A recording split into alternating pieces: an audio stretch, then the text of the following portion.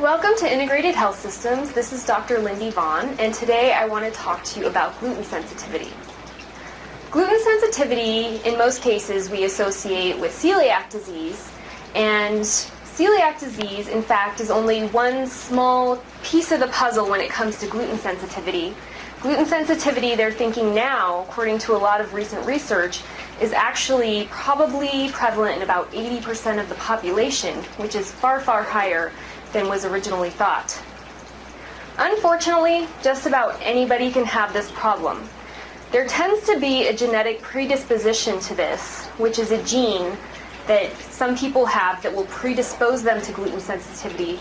However, you can still have gluten sensitivity even if you don't have this gene. You can acquire it. And if you do have the gene, you don't necessarily have gluten sensitivity or celiac disease, but your chances of getting it are pretty darn high. So, what are the symptoms of gluten sensitivity? That's the tricky part, and this can be very far-ranging. In people with celiac disease, they tend to get stomach cramping, gas, and bloating, and fatigue, and a lot of digestive symptoms. But you can actually have gluten sensitivity that is almost solely a neurological condition. And oftentimes, when people have this form of gluten sensitivity, their only symptoms are depression. Gluten sensitivity testing has been pretty limited in the past. So recently, there are some labs that have come up with some pretty advanced gluten sensitivity testing. Previously, there was only 2 of the antibodies that were tested, and these were mainly geared towards people who had celiac disease. But now there's actually a huge array of 12 markers that can be checked for gluten sensitivity testing, and this will find some of those cases where it's not necessarily celiac, but some other form of gluten sensitivity.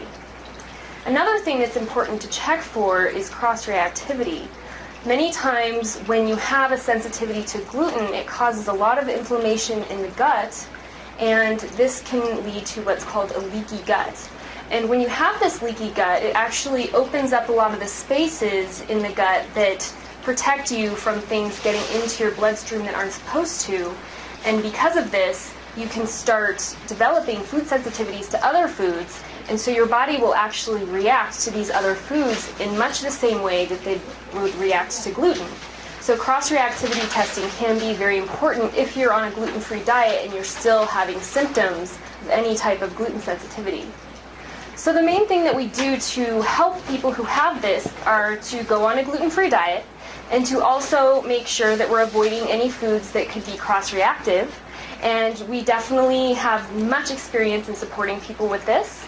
And we can also do a lot to heal the gut and make the inflammation calm down and the autoimmunity calm down so that we can see a lot of those cross-reactivities start to go away.